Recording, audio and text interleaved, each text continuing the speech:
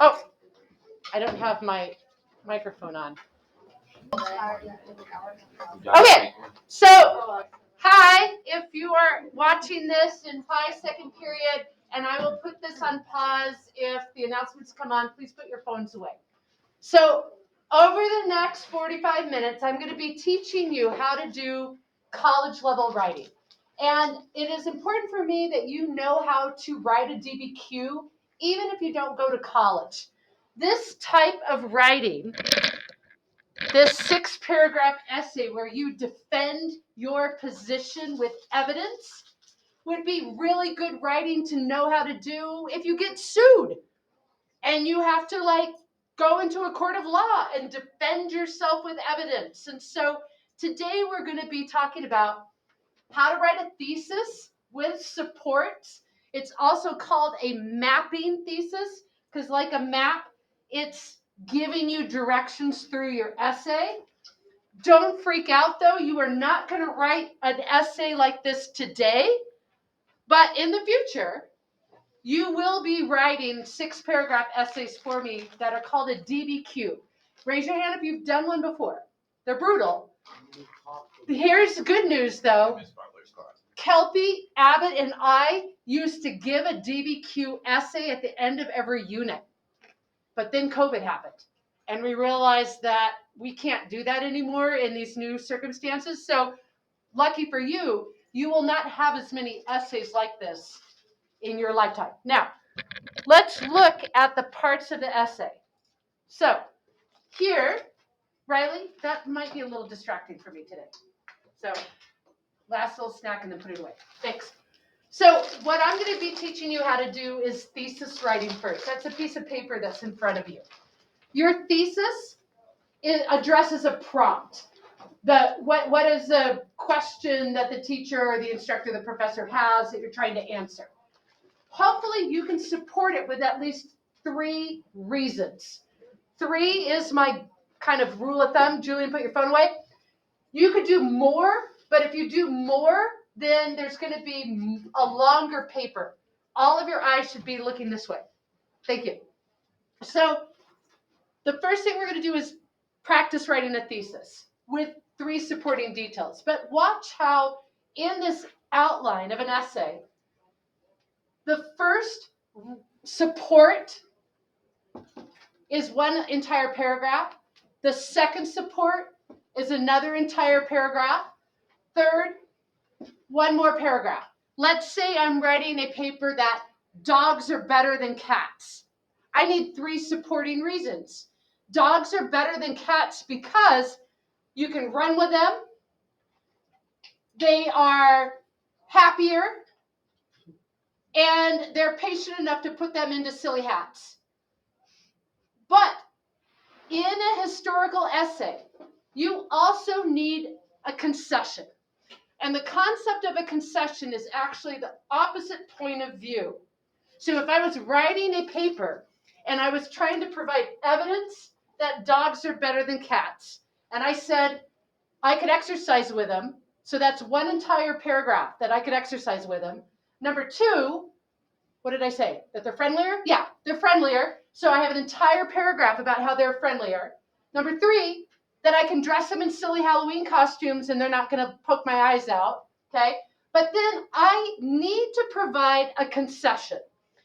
In an argument, if you offer the other side, but then slam down their side, your argument's stronger. You're arguing with your parents about curfew. And although they want to keep you safe, you could be arguing that the reason you're out till 2 is you're the designated driver.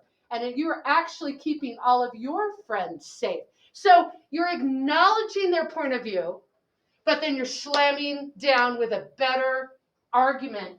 The concession is a head nod to the other side. So in this class, I need you to raise your hand and give me one reason why cats might be better than dogs. Any. No, you all are in agreement that dogs are better than cats. Okay, I'll give you one. They're slightly softer. They're slightly fluffier, softer. I mean, if you could actually find a cat that's gentle enough for you to touch. So I could start with a concession. Even though cats have softer fur Dogs are better than cats because you can exercise with them, they're friendlier, and you can dress them in silly Halloween costumes, which is actually like a $40 million industry in our country. I heard some statistic that we spend more on Halloween costumes for our pets than the entire like GDP of Zimbabwe. I mean, it was something like that. Okay, so we're going to practice writing a thesis. And to write a thesis, let's look at our worksheet that I gave you. And I've given you a prompt. Even though they had a very poor performance the last season, Denver Broncos. I'm writing about the Denver Broncos. That's my concession. The Denver Broncos are the best team in the NFL because of their awesome fans. I mean, like the barrel guy and the people that like paint themselves orange and like the awesome fans. They're super loud. Number two, John Elway, one of the best quarterbacks ever, and he was the offensive line coach for the Denver Broncos. So, yay, Elway. Number three, they're the home team. Like, that's our Colorado team. We don't really have any other football team to support. So, my concession was that maybe they've had a rough time lately, a lot of injuries, but they're still the best football team. That was putting my concession first. I've had some students try and slide in their concession right before the conclusion of a paper. It's not as effective, I don't think, because you've had you, the other side, and it's almost like in a court of law, the last thing they heard was the other side. I think it's better to stick your concession right after your thesis. That's my opinion. But if you are a sophisticated writer and you want to change it up, I'm not going to stop you. But here was an example. It's a little wordy of putting, like, should we have homework? And the concessions at the end. It says, because of the expectations of parents on many students for a good grade and the many extracurricular activities and jobs so many students have, and the fact that homework can teach an unhealthy balance between life and work, high schools should only be allowed to assign minimal amounts of homework, even though homework is a great tool for practicing skills learned in class. That concession at the end, I think it's not as effective. I think it's stronger if you were to stick it up at top. Turn the page. I came up with some ideas of what you could write as a thesis, but I want you to use my kind of predictable prompt. Even though, then there's going to be a concession, and then you're going to prove your point with 3 reasons. And I'm going to open up the portal because you're actually going to do this on Schoology right now. You are going to write a thesis. Now, what do you want to argue? Because when you do a historical essay, you are arguing a position. So what do you want to argue? That we shouldn't start school till 1 o'clock in the afternoon. That we should be wearing our masks. That dogs are better than cats. That, what do you want to argue? You're going to argue something. Give me a concession, even though, and then give me reason. I'm going to open up the thesis. It's in Schoology. It is 10 points formative. So yes, you need to do it. I'm going to pause you for a second, and then I'll do the next part of this lesson. Put your phones away, and you're going to need a pen or pencil because we're going to talk about getting ready with the historical facts for your essay. So I was just sharing again that your thesis is a map that gives a direction for your essay. It says, this is what I'm going to be talking about in the essay. So you're going to have a paragraph for the concession, a paragraph for your first reason, a paragraph for your second reason, a paragraph for your third reason. In the conclusion, no new information. That lets the reader know you're done talking. Don't say like the end, but it's going to be pretty short and sweet. So here is the question that you have a T-chart, and you're going to be writing reasons that we should take over the Philippines and we shouldn't take over the Philippines. And this comes from, let me turn this down because it's loud. This comes from Monday's lecture. but you had the sub. I don't know if you even watched Monday's lecture. Maybe you didn't. Maybe you just looked at the slides. So I'm going to have you write down some of the reasons, not all, because that's a lot. But you're going to write down at least 5 really good reasons why we should have taken over the Philippines. So across the top, what is the prompt? The prompt, should the U.S. take the Philippines just like we took Hawaii? And then maybe make it a state. So what is one good reason why?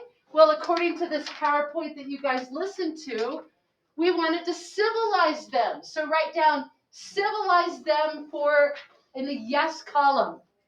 Yes, arguments for annexation, that's the left-hand column, that's why we want to take them over. We want to civilize them because of social Darwinism. We're going to give them democracy and Christianity and education. We also, another good reason to take them over is that we can.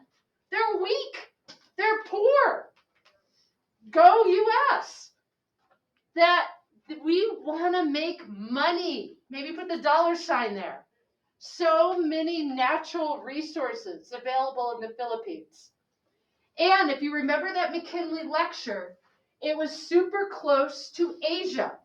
And we really wanted to have trade with China. That was going to be golden, if we could have trade with China. So it's close to China. A bonus was that we could put a naval base there, just like in Hawaii, in Pearl Harbor. Almost the same reasons. They've got sugar. They've got a naval base. They're close to China. All good reasons to take them over. And we helped them have independence from Spain.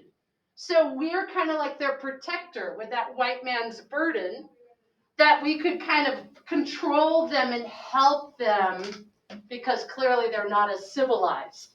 Another good reason, put your phone away. God told McKinley to do it. In that lecture, McKinley was pacing back and forth. The president was like, should we take over the Philippines? Should we not? And then, he supposedly had a vision from God. And God said, take over the Philippines, annex them. So then he did. And he slept well that night, he said in his journal. So you can't argue with God. That's a huge reason. Why don't you write down God? Yeah. Then there's some laws. Now again, do you have to write all of these down? No, I wanted you to write down at least 5 or 6. That the Platt Amendment is what said how we're going to handle Cuba, how we're going to control Cuba. The Foraker Amendment was how we're going to liberate and control Puerto Rico. And the Teller Amendment said we'll control them, but we're not going to make them states. We're not going to make them states. Why? Brown skin. We didn't want the brown skin. So if we're taking the Philippines, they'll still have independence-ish, but we won't ever fully take them. So we could justify that. It's not like we're going to fully make them part of the United States because we don't want them to be part of the United States. So education, democracy, Christianity, those are some pretty good reasons to take over the Philippines and make them our colony. But now we're going to go into some of the no, arguments against. So reasons why we shouldn't take them over. I have, and these aren't in any particular order, I was just coming with them off the top of my head. Number 1, that's not particularly fair. If we are liberating a country, don't you think that they should have independence? The idea of self-determination, life, liberty, pursuit of happiness. We got away from England and then we ran ourselves. So shouldn't we help the Philippines get away from Spain and then let them run themselves? Otherwise, we're not being fair. Number 2, we promised. You should write down, we broke a promise. We promised the leader of the rebels, his name was Emilio Aguinaldo. We promised him back in 1898 that they would have independence from Spain and we would let him go. And then if we don't let him go, we went back on our promise. That's, not so cool of the U.S. A third reason is that it goes against natural rights. I guess that kind of ties in with self-determination. So I'll go to the next one, is that we were liberating them and then we were killing them. We actually then decided to crush their rebellion in 99 and put them in re-concentration camps. What is a re-concentration camp? Well, just like Spain was starving and killing the rebels in Cuba, we took the Filipinos and we put them in a re-concentration camp. We didn't call it a prison, but we needed to have them rethink their loyalty to the U.S. And so we would starve them until they became Americanized. So it was kind of like the same, but different because we called it different. So just the human rights abuses, re-concentration camps could be a reason why we should not take them over, because we're being very greedy and mean. We're being imperialistic.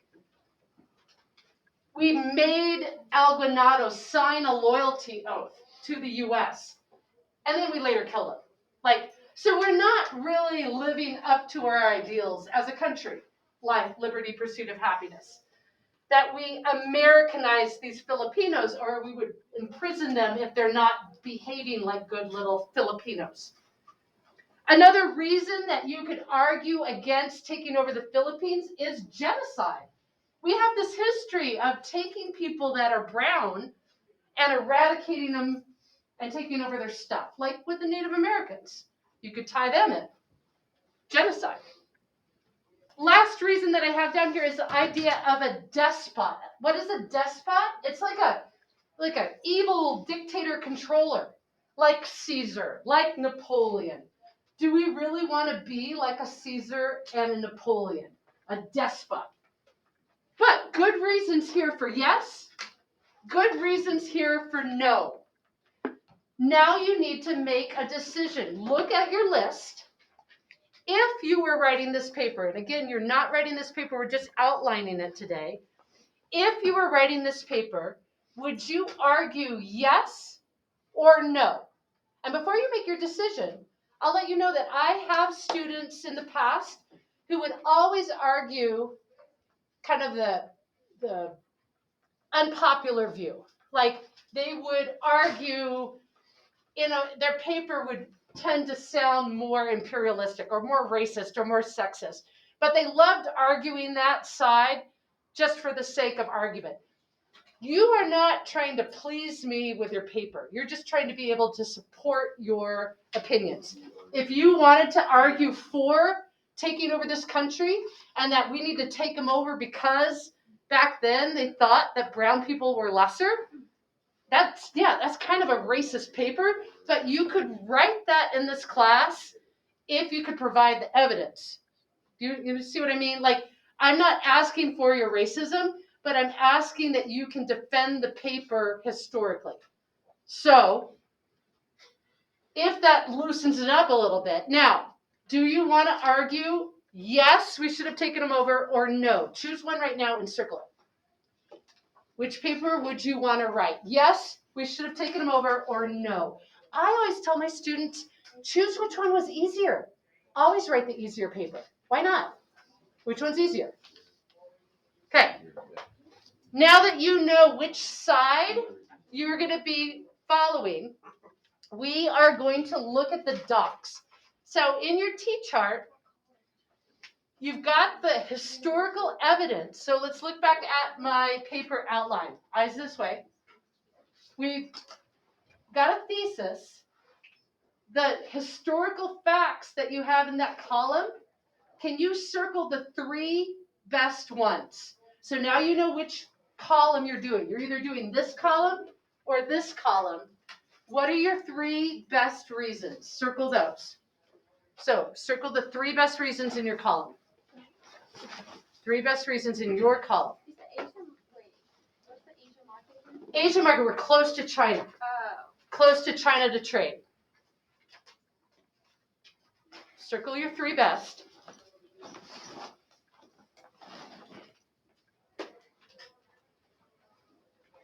Or you star them. Okay? That's going to be your concession, that's going to be the support in your thesis. Gavin, this is for you. Then, I want you to circle 1 in the other column that you think is the best reason in the other column. Choose your concession now.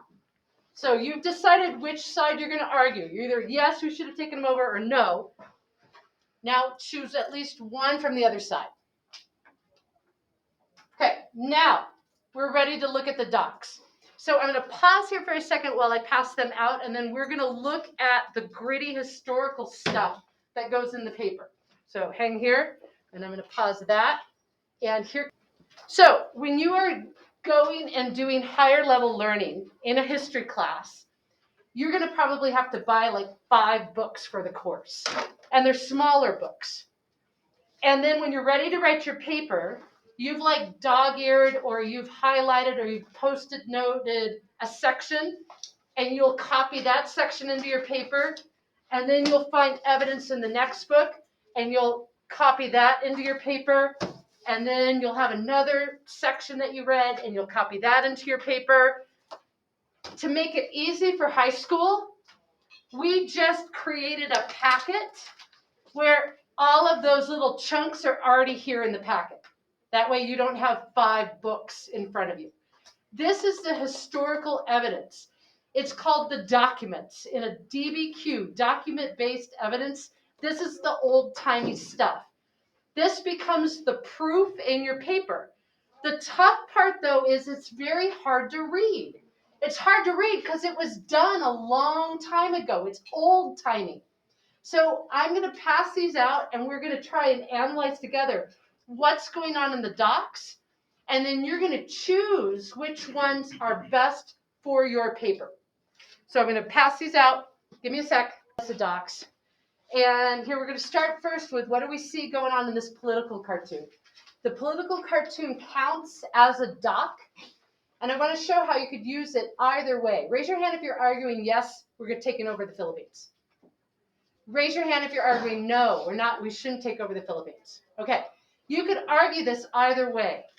In document A, you could say, well, according to document A, you can see that McKinley needs to control the natives because social Darwinism said that those natives are incapable of running their own country, and that he has the approval of Caesar and Napoleon. I mean, you could spin it that they're looking down with approval. Or you could, if you were arguing against annexation, you could say, well, according to document A, Napoleon and Caesar are questioning McKinley's control of the natives. And look at how the native is drawn. Clearly racist. And this is proving that that racist idea interfered with their rights of life, liberty, pursuit of happiness. Turn the page. Turn the page. Sometimes the docs or the evidence are old-time speeches or old-time newspapers or old-time books, and it's old. They talked funny back then. So in Albert Beveridge's March of the Flag, he is complaining that we marched out the natives without their consent, and that's kind of what America does, is we take over lesser people. That's going to probably be a good one to use if you were arguing against, but you could also argue it for. That's just what America does. We just take over other people. Look at C. Will, stop yourself. Try and hang in there. I'm almost done talking. C is from McKinley, the President's Journal. And he gives kind of a play-by-play on document C. Open up your packet, Riley. Is how God came and talked to him, like literally. So that's evidence to take over the Philippines. That would be a good document to use to prove we need to take them over. Look at D. Professor William Sumner, I don't know who he is, but he was arguing that we talk about liberty, but then we don't give it. We kind of like go against our word. So I think that one is a clear no. That document pretty much looks like a no. Don't take them over. Keep going. Oh my gosh, there's so many documents. Do you use them all? Eventually you will. Eventually, an A paper would be to use all of these documents and cite them all. But right now, you're going to be looking for probably 4 that support your opinion and 1 for the concession. I think a 4-to-1 is fine for now. Look at E, the Anti-Imperialist League. I don't even need to read this. I know that I could take a chunk from that. And anti-imperialism, that's going to be definitely no, don't annex because they don't like imperialism. Turn the page because E didn't really copy on there. All right, what do you see on E? You tell me. What do you see? What do you see? Raise your hand. What do you see on E? What do you see? Making people happy. Look at how happy they are. They're happy. Why are they happy? Did we just liberate them? Yeah, and they're getting the 4th of July, and they're getting freedom. Look at how happy they are. Is there a way that you could argue that this is not good, though? How? CJ? Well, it's racist. It's racist. And look at, they're drawn like children, and they don't have shoes on. And so really the way that it's drawn is showing that social Darwinism, which in itself was a racial idea. Good. G. What's going on with G? This is talking about how it's actually going to result better. They're going to get education. They're going to get liberty. They're going to get all this awesomeness. But then he's also wondering, is that worth all the trade? On G, I think you could argue either way, depending on how you need to use that language in your paper. Jennings is really calling this into question. Go to H. H is the Teller Amendment. The Teller Amendment is that law that we're never going to make them a full state. So that would be a good argument that we're only just kind of controlling them. We're not totally taking them. They're going to be a colony. Or you can argue that the whole Teller Amendment is bogus because they're never going to be fully a state. You can argue it either way. Last is I. Document I says that we liberated them from the Spanish, and then we did the same thing as the Spanish. We shoved them in the camps. So we are being barbarous, hostile. So it doesn't make us look good. So I pause because now you guys working either with a partner or working solo are going to have to figure out which docs support your arguments. What are your arguments? They're the ones that you circled. The documents would have something gritty in there, a phrase or something to prove your point. You're going to have to tell me what that is. And then flip the page, flip it over. You're going to have to write me a thesis. Even though God told McKinley to take over the Philippines, the United States should not have annexed the Philippines because it was against self-determination, because we were barbarous with the concentration camps, and because we had promised Emilio Aguinaldo that we would support his independence. Or even though we needed to use some force to suppress the Philippines, annexing them was for their own good because we brought them Christianity, we brought them education, and overall this was financially beneficial for the United States being close to Asian markets. So you can argue either way, but I need a thesis written on the back of your T-chart. I'll be circulating around to help. You can work with a partner if you want to do that thesis and document analysis together. This is what your final will look like. You are going to be giving me, I'm going to show you. Hang on.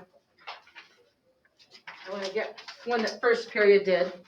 You'll need to tell me what's juicy in the arguments, what's juicy for your concession, write the thesis, give me an outline of how your essay would look, and then you are done. If you have questions, email me.